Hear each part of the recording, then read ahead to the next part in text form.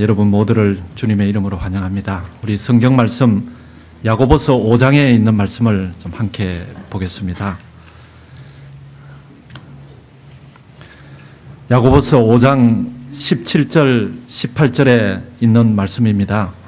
제가 16절부터 읽겠습니다. 야고보서 5장 16절, 이러므로 너희 죄를 서로 고하며 병 낫기를 위하여 서로 기도하라. 의인의 강구는 역사하는 힘이 많으니라.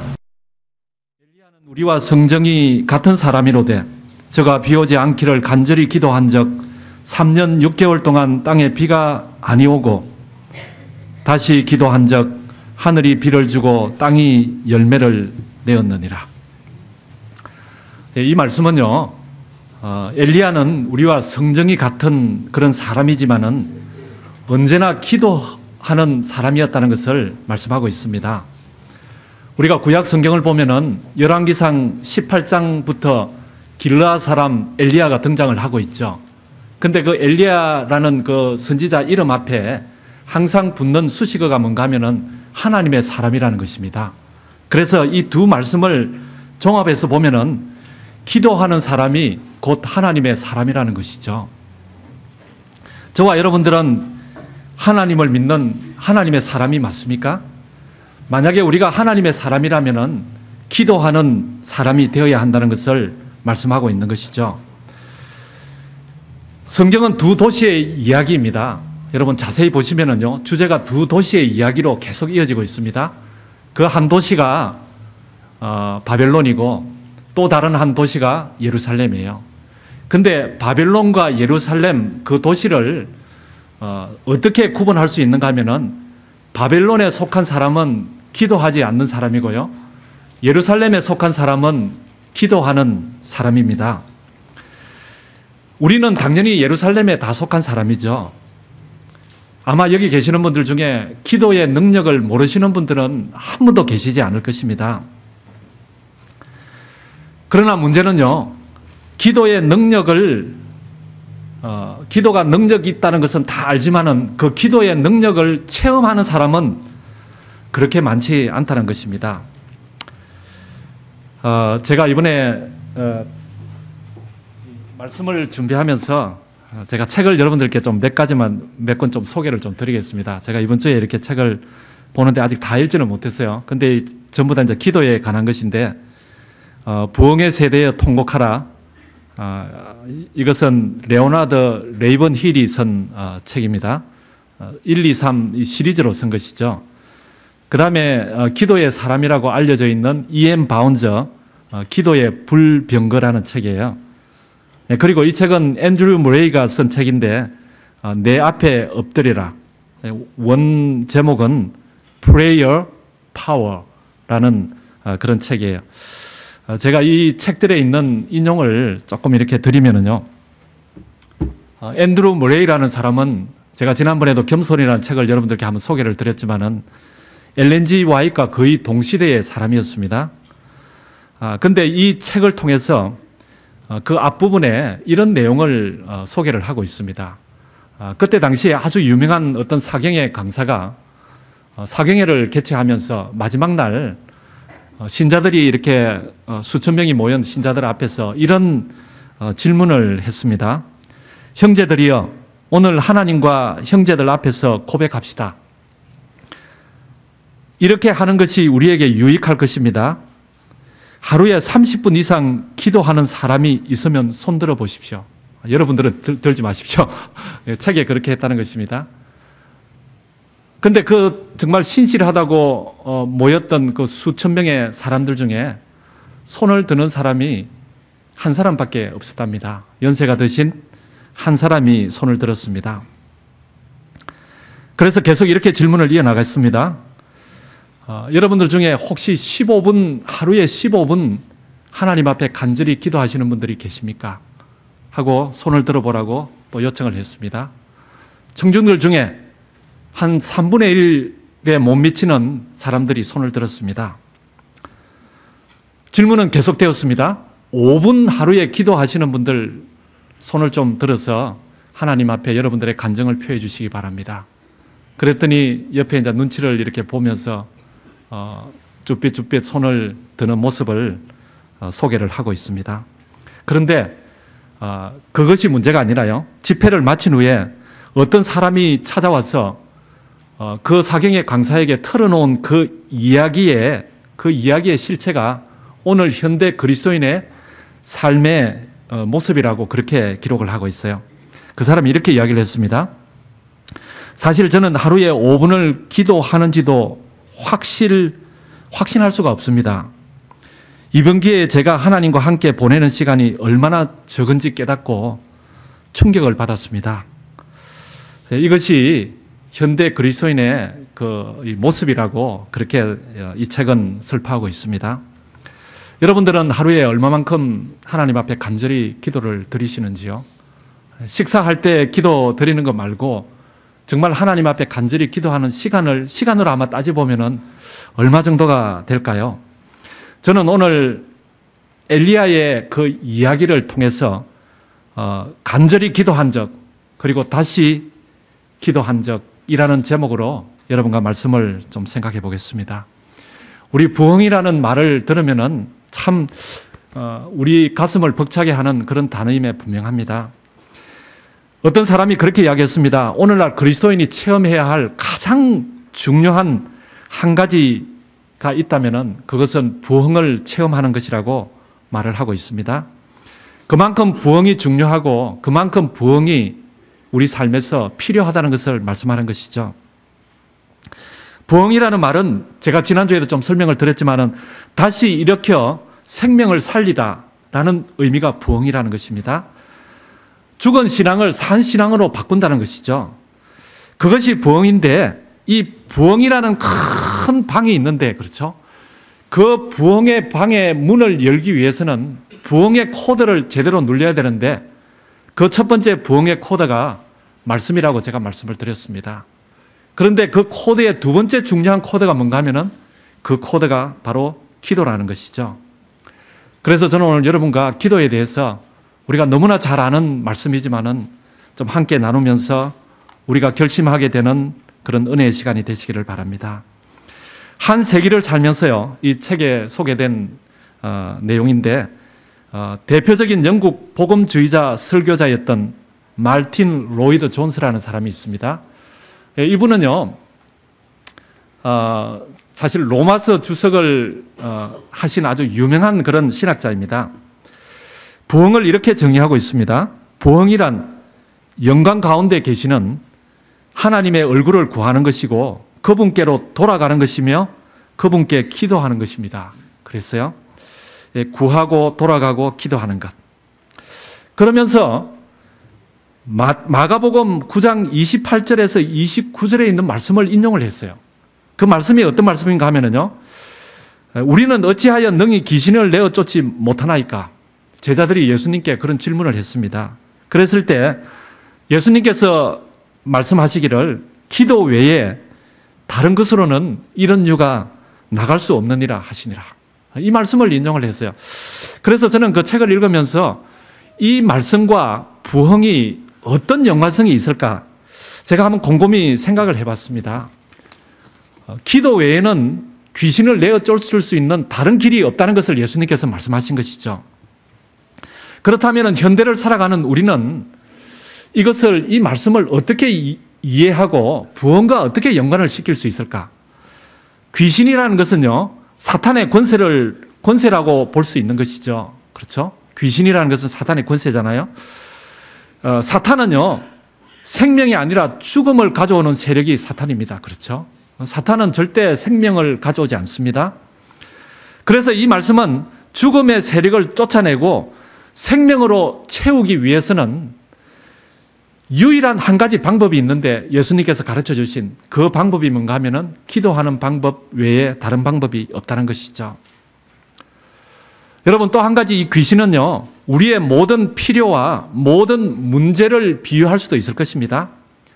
기도 외에는 문제를 해결할 수 있는 방법도 없고 기도 외에는 우리의 필요성을 채울 수 있는 방법도 없다는 것을 예수님께서 이 말씀을 통하여 가르쳐주고 있는 것이죠.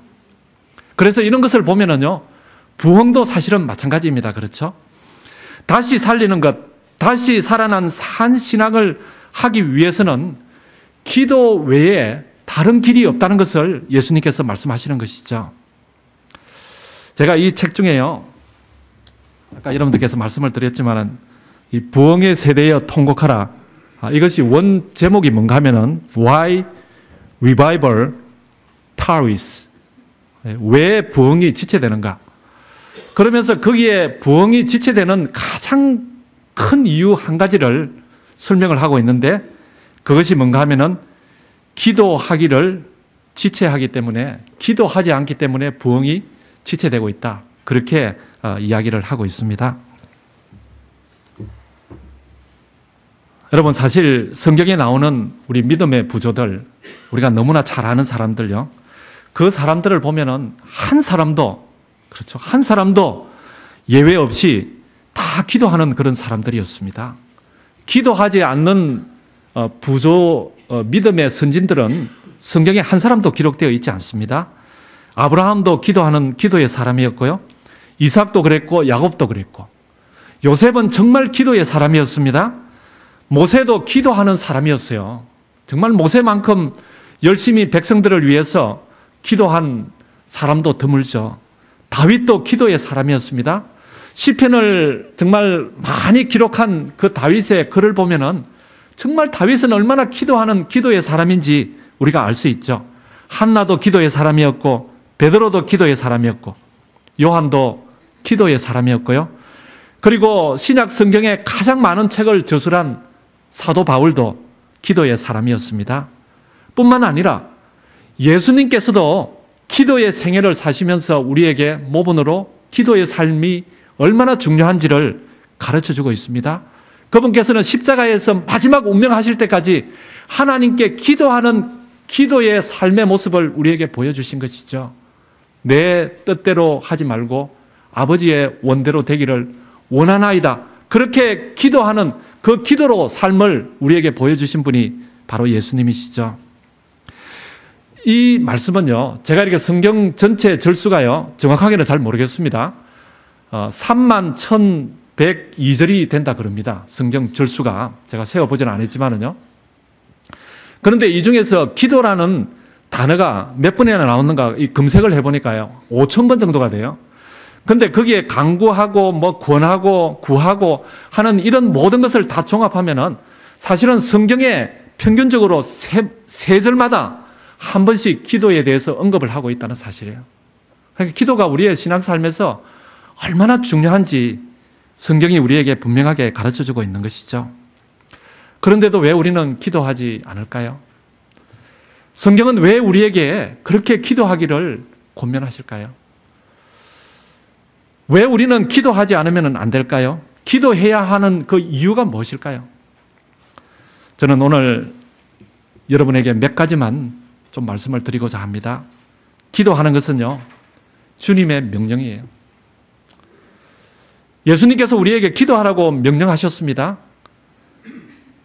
데살로니가전서 5장 16절 18절에는요, 항상 기뻐하라, 그리고 쉬지 말고 뭐하라요? 기도하라. 범사에 감사하라.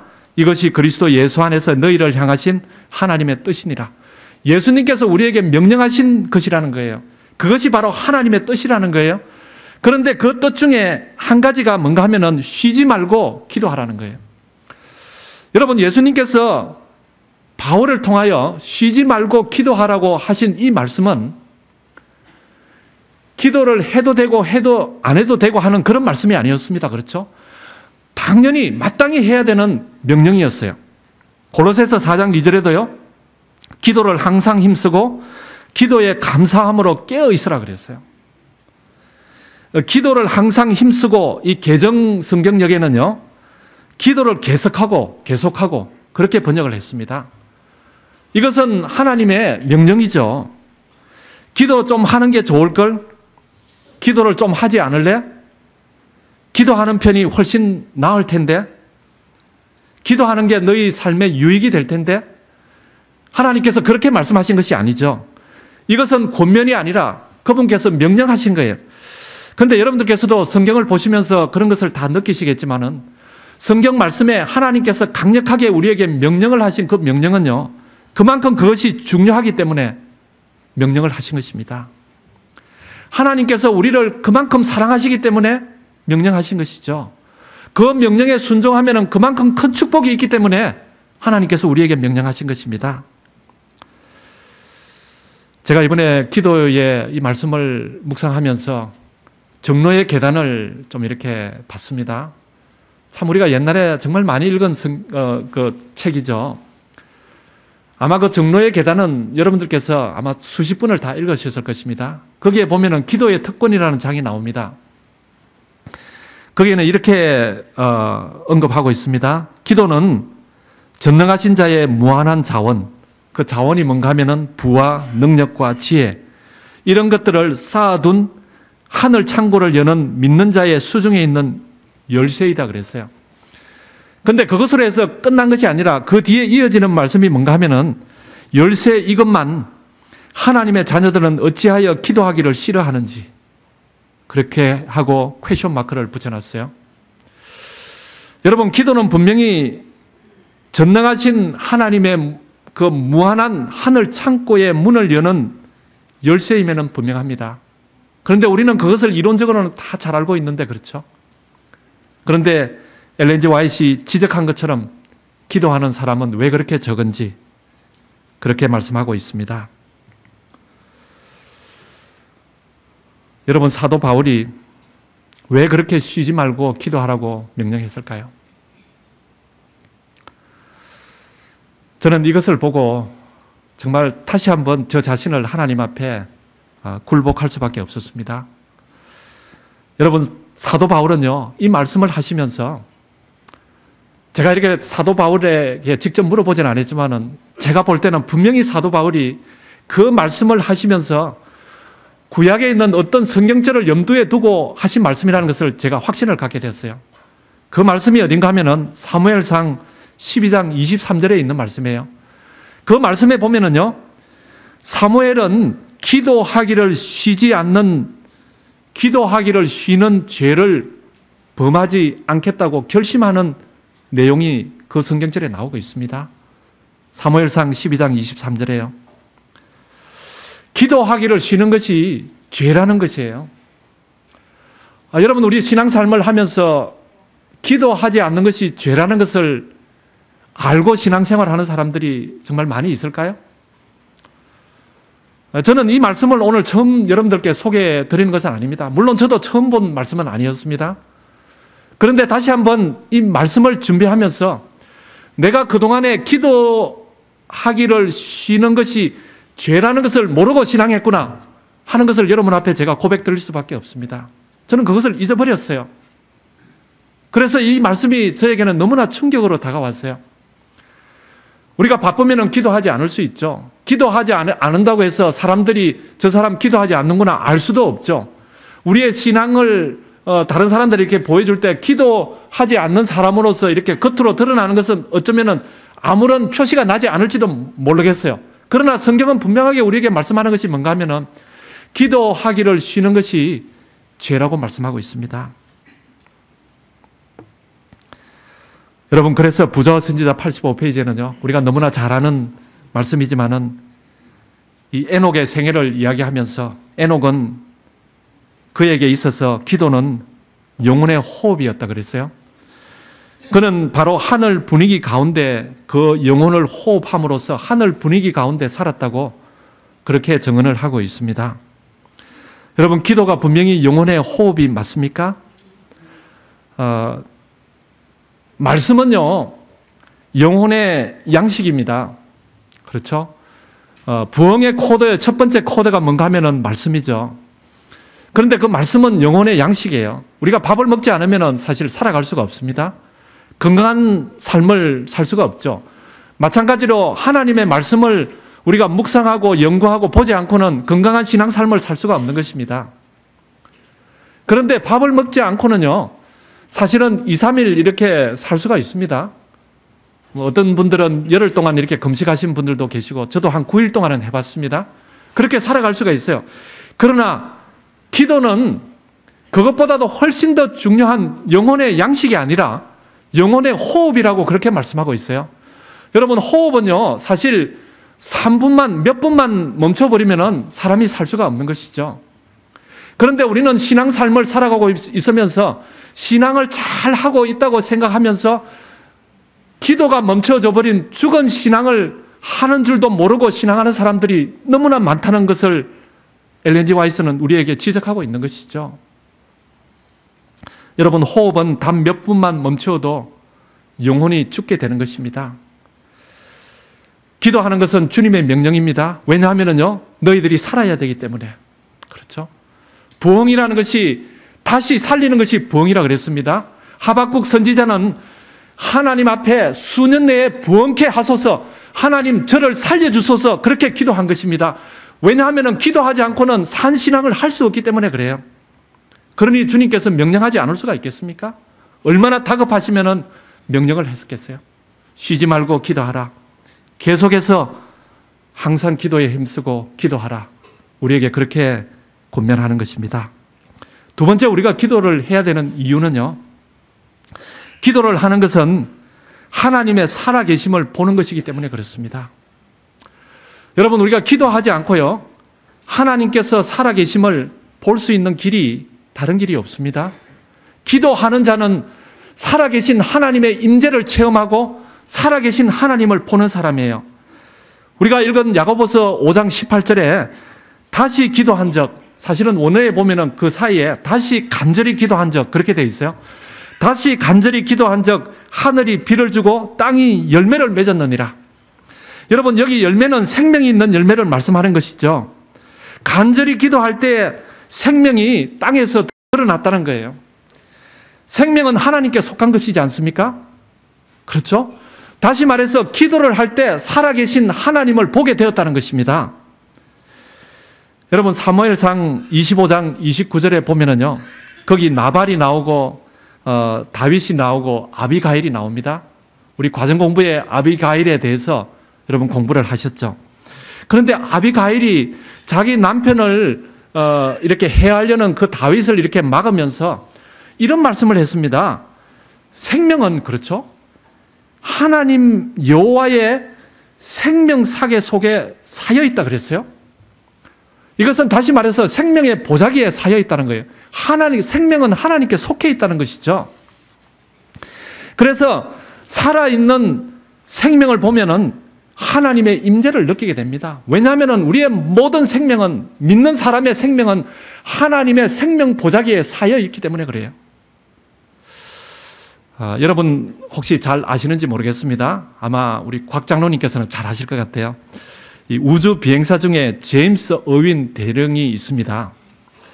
근데 이분은요, 나사에서 이제 우주 비행사, 사실은 우주 비행을 하고 온 사람인데, 한국에 와서도요, 간증 집회를 열고 하나님의 역사를, 경험을 토대로 증거한 아주 그런 신실한 크리스찬이었습니다. 그런데 지금으로부터 40년 전이죠. 1971년이니까 그렇죠. 7월 26일 아폴로 15호가 달에 이제 착륙을 해서 295시간의 달 여행을 하고 돌아오게 되었습니다.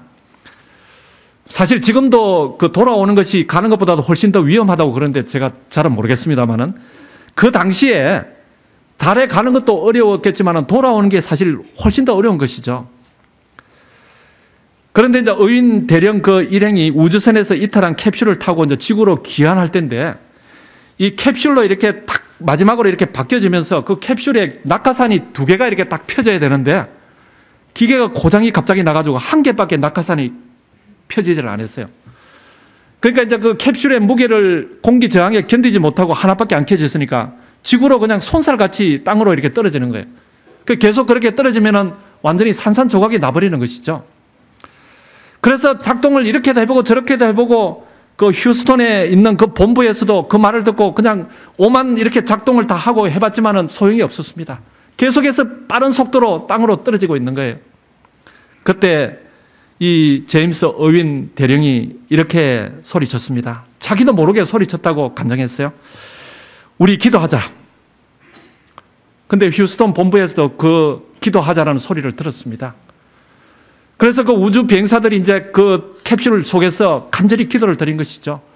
이 휴스턴 본부에서도 그 소리를 듣고 우리도 기도하자. 그리고 전문을 보내가지고 휴스턴 시민들에게 지금 이런 상황이 긴급하게 되었으니 우리 다 같이 기도하자고 그렇게 호소를 했습니다. 그리스도인들이 다 무릎을 꿇고 그 시간에 기도를 드렸습니다. 정말 짧은 시간 기도였죠. 하나님, 제발 지켜주십시오.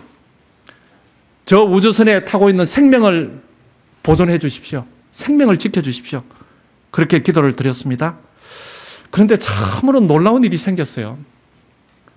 제가 정말 그때 그 장면을 좀 봤으면 얼마나 좋을까 싶어요.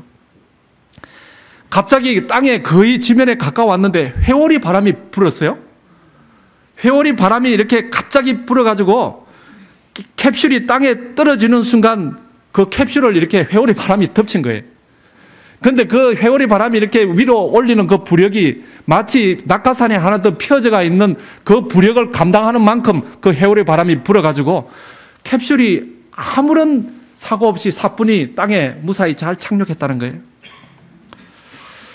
그날을 지켜본 사람들은 제일 먼저 나오는 그 말이 뭐였는가 하면은 하나님이 살아계시다는 거예요. 여러분, 우리가 기도의 응답을 딱 볼 때 제일 먼저 마음속에 우리가 딱 떠오르는 것이 뭔가 하면은 하나님이 살아계시는구나. 여러분, 그런 경험을 많이 하십니까? 기도는 살아계신 하나님을 보는 것이 기도예요. 그렇죠? 그래서 그날 이후로 이 제임스 어윈 대령이 우주선 조종을 포기하고 세계를 다니면서 이 일을 간증하고 다니기 시작했습니다. 그래서 한국에까지 온 것이죠. 여러분, 시편 95편 6절에는요.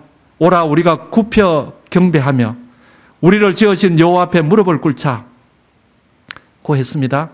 제가 사실은 어제 송순태 장로님과 제가 하루 같이 저희 집에 이렇게 같이 있었습니다. 아침에 예배를 드리면서 우리가 이제 그 식탁에서 이야기를 나누면서 제가 시편 95편에 대해서 좀 말씀을 좀 이렇게 나눴습니다.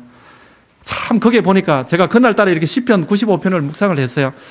오라 우리가 굽혀 경배하며 우리를 지으신 여호와 앞에 무릎을 꿇자. 여러분, 우리는 얼마나 굽혀 하나님께 경배하면서 그분 앞에 무릎을 꿇고 있습니까? 그리고 7절의 말씀이 이어지기를요. 대저 저는 우리 하나님이시여. 여러분, 우리가 무릎을 꿇을 때 하나님이 하나님으로 우리가 인정을 할 수 있는 거예요. 무릎을 꿇지 않고 하나님이 하나님으로 인정되지 않는 삶이 얼마나 많은지 몰라요. 그렇죠? 대저 저는 우리의 하나님이시여 우리는 그의 기르시는 백성이며 그의 손의 양이라. 너희가 오늘날 그의 음성 듣기를 원하노라 고 했습니다. 기도는 살아계신 하나님을 보고요. 하나님의 음성을 듣는 것입니다. 그렇기 때문에 기도는 그리스도인의 모든 것이라고 사실 할 수 있는 것입니다. 생명 있는 산 신앙을 하는 부흥을 체험하기 위해서는요. 생명이신 하나님께 기도하는 일 외에는 없습니다. 여러분, 기도할 때 어떻게 기도합니까? 우리는 기도할 때 너무 경건하게 미사 여구를 써서 그렇게 기도하려고 할 때가 많습니다. 그런데 예수님은요. 그런 기도를 남에게 보이기 위한 기도를 중언부언하는 기도라고 했습니다.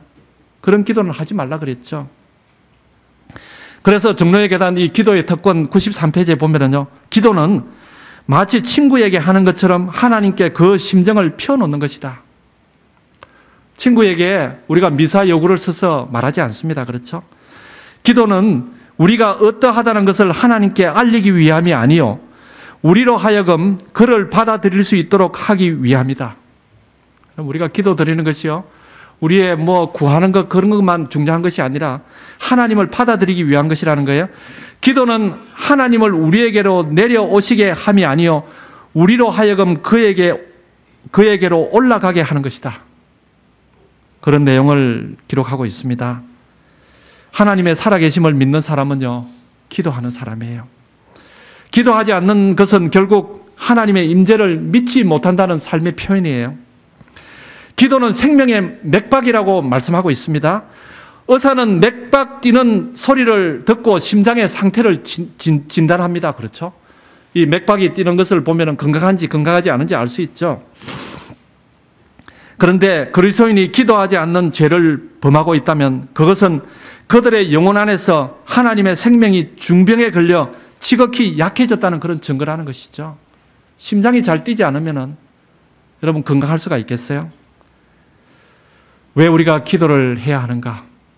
살아계신 하나님을 보기 위해서 기도하시는 저와 여러분들이 되시기를 간절히 소망합니다. 마지막으로 기도는요, 왜 우리가 기도하는가? 그 세 번째는 기도는 하나님과 관계를 맺는 연결건이기 때문에 그렇습니다. 마태복음 7장 7절에는 구하라 그러면 너희에게 주실 것이요 찾으라 그러면 찾을 것이요 문을 두드리라 그러면 너희에게 열릴 것이라. 여러분 이것을 읽을 때 어떻게 읽고 있습니까? 구하라 그리고 찾으라 그리고 두드리라. 이것은요 사실은 다 똑같은 건데 이 구하고 또 구하다가 또 찾다가 또 두드리다가 이러는 것은요 더 간절하게 더 끈기 있게 그리고 더 강도 깊게 포기하지 말고 계속 기도하라는 뜻입니다. 여러분 그것을 읽을 때 그렇게 읽습니까? 구하다가 안 되면 찾고요 찾다가 안 되면 두드리라는 거예요. 그리고 또 한 가지 의미는요 구하라는 것은 기도하라는 것이죠. 찾으라는 것은 말씀을 연구하라는 것이죠. 문을 두드리라는 것은 찬양하라는 것이죠. 여러분 우리가 찬양을 하면 마음의 문이 이렇게 열려지잖아요. 구하라 그러면 너희에게 주실 것이요. 이것은요 기도의 대상이 기도하는 자에게 주신다는 거예요. 관계가 형성된다는 것이죠. 연결이 맺어진다는 거예요. 여러분 우리가 관계가 형성되려면요 주고받지 않으면 관계가 절대로 형성되지 않습니다. 그것은 물질도 마찬가지고요 사랑도 마찬가지예요. 관심도 마찬가지예요. 서로 주고받을 때 그 관계가 연결이 되는 거예요. 사랑도 주고받을 때 그 사랑의 관계가 연결되는 것이죠. 그래서 기도는 능력의 원천이라 그럽니다. 기도는 전능자의 팔을 움직인다고 그렇게 말씀하고 있죠. 여러분 우리가 예수 믿고 나서요 제일 하고 싶은 것이 뭐가 되어야 되는가 하면 기도가 되어야 합니다. 왜냐하면 우리는 하나님의 자녀이기 때문에 그래요. 이것은 하나님과 그 하나님을 믿는 자의 관계에서 주고받는 관계가 되기 위해서는 제일 먼저 배워야 되는 것이 기도라는 것이죠. 그리고 제일 먼저 하고 싶은 것도 기도가 되어야 된다는 것입니다. 관계를 형성하기 위해서. 그렇죠? 여러분 아버지의 입장은요 저는 이것을 자녀와 이 부모의 관계 입장에서 좀 생각을 해봤습니다. 아버지의 입장은 자녀에게 늘 주는 자입니다. 주는 입장이죠. 그런데 자녀는 도움을 구하고 받는 자의 입장이에요. 아버지는 자식이 태어나자마자 주는 것부터 시작합니다. 그렇죠? 먹여주고, 사실은 아버지가 아니라 어머니가 잘 그렇게 하죠. 같은 말이에요. 먹여주고, 그리고 안아주고, 씻겨주고, 놀아주고, 재워주고, 그리고 좀 더 크면은 공부시켜주고, 그리고 공부하는 데 필요하면은 용돈 주고, 그리고 차로 또 데려다 주고, 옷 사주고, 시집 보내주고, 장가 보내주고, 전부 다 주는 것밖에 없어요. 그렇죠? 이 아버지의 삶은 주고 또 주는 그런 삶이에요. 이 자식들은 계속 부모의 도움이 사실은 필요한 것이죠. 그런데 제가 얼마 전에 설교를 할 때 그런 말씀을 한번 드렸어요. 우리 아이들이 저한테 전화를 할 때 저는 목소리를 딱 들으면은 뭐 때문에 전화했는지 딱 이렇게 알아요. 목소리가 좀 더 상냥하고 부드럽고 애교가 섞이고 그러면은 용돈 달라는 거구나, 때가 되었구나, 제가 금방 알 수가 있어요. 그래서 이제 그런 전화를 이렇게 제가 받아도 참 기분이 좋아요. 아이가 나를 믿고 이렇게 전화를 하는구나. 그런데요, 그 설교를 제가 하고 나서 제가 이야기를 들어보니까 우리 집사람한테 어떤 분이, 우리 교인분 중에 한 분이 그러셨대요. 사모님, 그래도 자식이 용돈 달락할 때가 좋습니다. 용돈도 달락하지 않을 그때는 부모와 자식 간의 관계가 소원해지고 더 멀어지기가 쉬우니까 그때 돌락할 때 열심히 주십시오. 그렇게 말씀했어요. 여러분, 사실은 자식과 부모의 관계가 계속 이어지기 위해서는 그렇죠. 부모가 자식에게 용돈을 계속 줘야 되는데 이제 나중에 되면은 자식이 용돈이 필요 없어질 때가 있죠. 그렇게 되면은 사실은 자식이 또 부모에게 줘야 됩니다. 그렇죠? 사랑도 주고, 안부 전화도 해주고, 또 부모에게 용돈도 주고, 그래야 이 부모 자식 간의 관계가 계속 형성이 되는 거예요. 여러분, 하나님과의 관계도 마찬가지 아니겠어요? 우리가 필요할 때는 하나님께 계속 구하는데 이제 필요한 게 없어져 버렸어요. 모든 것이 다 충족이 되어가지고 삶에서. 그렇게 될 때는 하나님께 이제 더 이상 이제 기도를 하지 않게 되는 것이죠. 필요한 것이 없으니까. 그러나 기도를 통하여 우리는 또 하나님께 드려야 돼요. 그렇죠? 영광도 드리고 하나님께 감사 기도도 드리고, 그렇죠? 하나님께 정말 우리가 우리의 헌신도 드리고 또 봉사도 드리고 교회를 위해서 또 우리가 기도도 드리고 이런 것을 하나님께 또 우리가 드려야 돼. 그래야 하나님과 우리의 관계도 자식과 부모의 관계가 이어지는 것처럼 계속 이어진다는 것입니다. 제가 운전을 할 때는요, 항상 기도를 드립니다. 짧은 기도지만은 저는 3가지 기도를 드립니다. 첫째는 저의 운전으로 인해서 다른 사람에게 피해가 가지 않도록 해주십시오. 첫 번째 기도예요. 두 번째 기도는 제가 운전할 동안에 깜빡 존다든지 뭐 이렇게 잘못해가지고 사고가 나지 않도록 안전을 지켜주십시오. 제가 두 번째 기도예요. 세 번째 기도는 내가 가는 곳이 하나님의 뜻에 합당한 곳으로 갈 수 있도록 해주십시오 하는 그 기도를 제가 짧게지만은 기도를 드립니다. 제가 2주 전에 이 다오전 옥서에서 열리는 일요일부터 수요일까지 아시안 목회자 수양회 집사람과 갔습니다. 그런데 그때도 이제 출발하기 전에 제가 이 3가지 기도를 드렸어요. 하나님, 제가 운전을 합니다. 이렇게 해주십시오 하고 기도를 드리고 이제 운전을 했는데, 제가 그때 운전했는 것을 보니까요, 거의 한 1000마일 가까이를 했어요.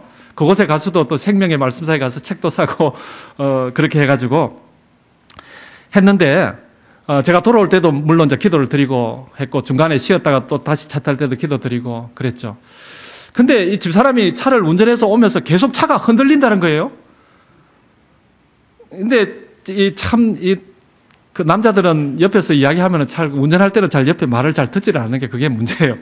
저도, 괜찮다고.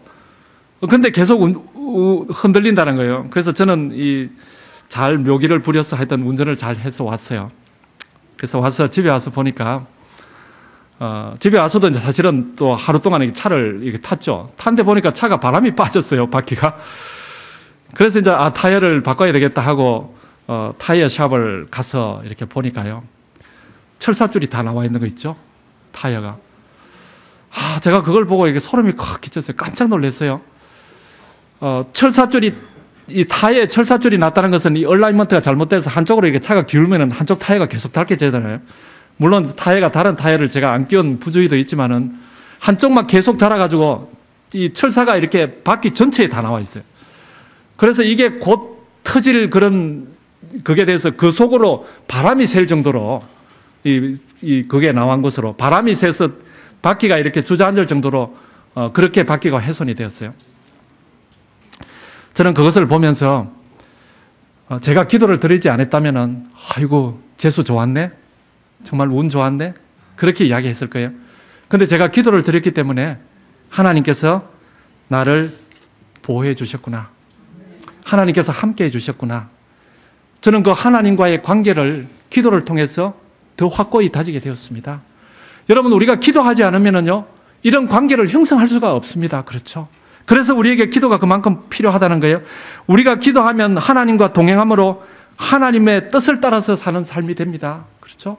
그리고 하나님께서 우리를 지켜주시고 그분의 그 함께 동행하심이 우리의 삶을 통해서 우리가 볼 수가 있는 것이죠. 교회가 기도하면 하나님의 일이 흥왕하고 이 땅에서 하나님 나라가 승리하게 됩니다. 기도하지 않으면 하나님의 일은 쇠퇴하고 온갖 악이 만연하게 될 수밖에 없는 것이죠. 여러분, 기도가 세상을 바꾸고 기도가 사람을 변화시킵니다. 여러분 믿으십니까? 기도는 항상 우리를 하나님께로 돌아가게 합니다. 제가 여러분들에게 정말 용서를 좀 구해야 합니다. 저로 인하여 성도님들의 하나님께로 향한 그 하나님의 영광을 가리게 한 것에 대해서 정말 어떤 것이든지 만약에 그런 것이 있다면 제가 여러분들에게 용서를 구합니다. 왜냐하면 그것은 저의 기도가 부족했기 때문에 그렇습니다. 저는 더 기도할 수 있도록 해달라고 간구하고 있습니다. 기도하는 강단이 기도하는 교인을 낳는다고 말할 때 저는 굉장히 마음에 부담이 많이 되고 있습니다. 저의 기도의 골방의 온도를 높이기 위해서 엘리야처럼 더욱 간절히 기도할 수 있도록 저는 하나님께 간구하고 있습니다. 제가 그렇게 하기를 기도드립니다. 사랑하는 성도 여러분, 우리가 그렇게 갈망하는 부흥은 기도를 통해서만이 우리에게 일어납니다. 우리의 개인의 부흥도 그렇고 교회의 부흥도 그렇습니다. 이 시간 기도를 쉬는 죄를 범하지 않도록 성령님의 도움을 간구하시는 우리 모두가 되시기를 간절히 소망합니다.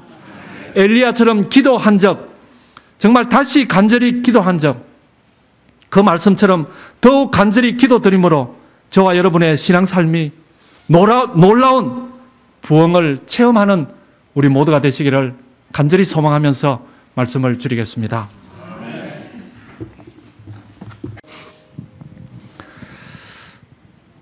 사랑의 아버지 하나님, 은혜를 감사드립니다. 우리가 이 세상을 살아가면서 참 벽에 부딪힐 때도 많고 절망 가운데 빠져서 헤어나올 수 있는 길을 찾지 못할 때도 있고 마음의 아픔으로 인하여 정말 깊이 근심할 때도 있습니다.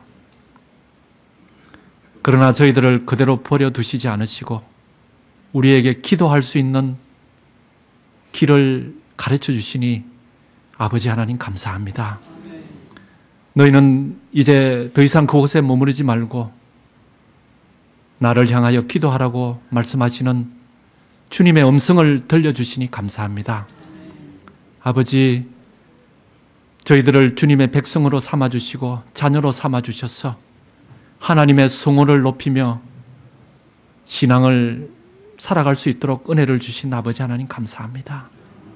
아버지, 저희들 신앙 삶을 산다고 하지만은 혹 기도에 등한히 하는 그런 삶을 살아온 부분들이 없습니까? 오늘 주님 앞에 마음으로 무릎 꿇고 통회하는 마음으로 우리 주님 앞에 기도하기로 우리 모두 결심하오니 저희들의 결심을 주님께서 축복해 주셔서 기도의 삶을 삶으로 살아계신 하나님의 임재를 체험하고 주님의 명령에 순종함으로 축복된 그런 삶을 살고 하나님과 깊은 관계를 맺는 우리 주님의 사랑하는 마운틴뷰 교회 모든 성도들 될 수 있도록 주여 축복해 주시옵소서.